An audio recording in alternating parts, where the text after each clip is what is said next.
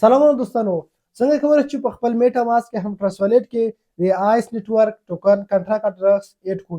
زیاتره ملګري موږ نه همدا پوښتنه کوي چې موږ په آیس نیټورک کې د کوم والېټ اډرس ایډ کړو، د کویکس والېټ، د میټا ماسک، د ټرست والېټ او کویکس ایکسچینج. په دې څلورو وړو کې د کوم یو ایډ کړو دوستانو؟ د دې پوښتنې ځواب سمپل دغه دی، د څلورو وړو څخه چې تاسو پکې هر یو اډرس ایډ کوئ هر یو سم دی، خو تر ټولو سم اډرس چې دوستانو هغه د اوکیکس ایکسچینج اډرس دی چې تاسو پکې دغه د آیس نیټورک اډرس راواخلئ او هغه پکې پیسټ کړئ او تاسو کله چې ویډرا ترسره کیږي بغیر د کوم فیس نه بس تاسو اوکیکس ایکسچینج ترسره کیږي.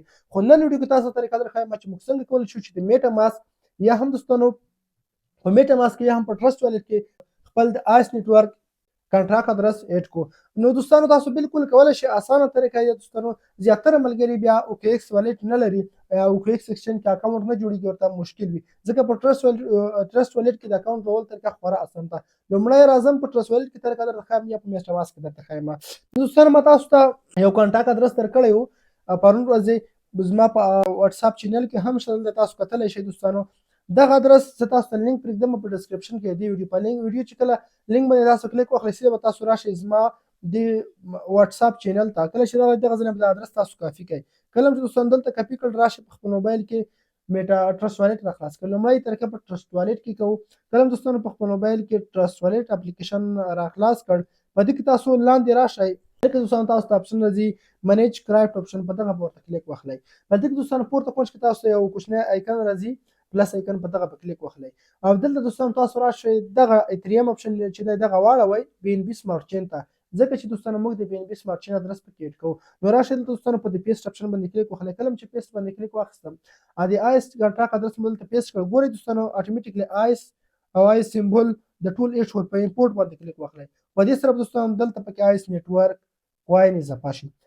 اوس به زیاتره ملګري همدا پوښتنه کوي چې موږ اوس د آیس کې همدغه اډرس په آیس اپلیکیشن کې ایډ کړو او که د ټرست والېټ بي ان بي سمارټ چین اډرس ایډ کړو دوستانو، نو بي ان بي سمارټ چین اډرس او د آیس دغه اډرسونه دواړه یو ډول دي. کله چې تاسو په ریسیو باندې کلیک وکړئ دوستانو دغه اډرس ګورئ په خیر کې سی 604 اتیا ده او زه تاسو ته بي ان بي سمارټ چین اډرس هم درښایم. بي ان بي سمارټ چین اډرس چې ګورئ دوستانو هغه هم په خیره کې هم دومره وي. دا دواړه اډرسونه یو ډول دي، ګورئ دا هم سی 604 اتیا ده. نو دې دواړو څخه چې هر یو اډرس تاسو په خپل آیس کوین کې ایډ کوئ هلته پکې ایډ کولی شئ.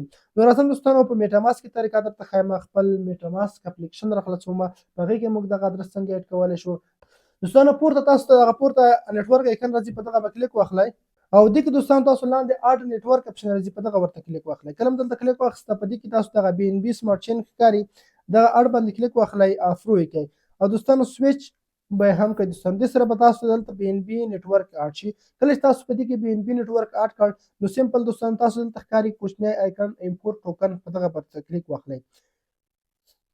کله دلته کلیک واخیسته په دې کې تاسو ته کسټم ټوکن راځي، په دغه کلیک واخلئ. په دې کې اوس دغه کنټراکټ اډرس د آیس دلته پیسټ کړئ.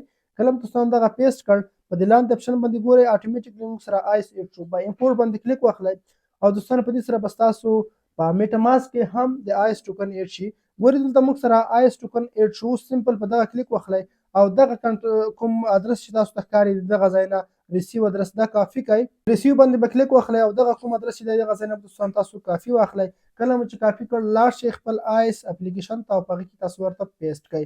په دې هیله چې دغه پوښتنه ستاسو ځواب شوې وي چې موږ په آیس کې د کوم اپلیکیشن کنټاکټ اډرس ایډ کړو. نو دوستانو تاسو کولی شئ چې دې څخه یو پکې ایډ کړئ. ما خپله د اوکیکس ایکسچینج اډرس پکې ایډ کړی دی. پرون ویډیو کې ما تاسو ته طریقه ښودلې وه چې څنګه د اوکیکس ایکسچینج اډرس پکې ایډ کولی شو. نو دا ویډیو که د ویډیو مو خوښ شوي لایک یې کړئ. د نورو ښایسته ویډیوګانو لپاره زموږ چینل سبسکرایب کړئ. مننه.